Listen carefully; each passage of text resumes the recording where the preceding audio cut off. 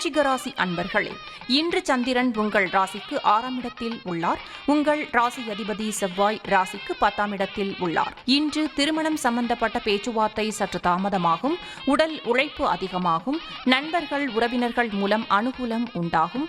குடும்ப ஒற்றுமை அதிகரிக்கும். விருச்சிக ராசி விசாகம் நட்சத்திரம். இன்று சிலருக்கு தேவையில்லாத செலவுகள் ஏற்படலாம். உத்தியோகத்தில் இருப்பவர்கள் பணியில் கூடுதல் கவனம் செலுத்த வேண்டிய நாள். உடல் ஆரோக்கியத்தில் முன்னேற்றம் உண்டாகும். தொழில் வியாபாரத்திற்காக புதிய முதலீடுகளை தவிர்க்க வேண்டிய நாள். விருச்சிக ராசி அனுஷம் நட்சத்திரம். இன்று கூட்டுத் தொழிலில் மன வருத்தங்கள் உண்டாகலாம்.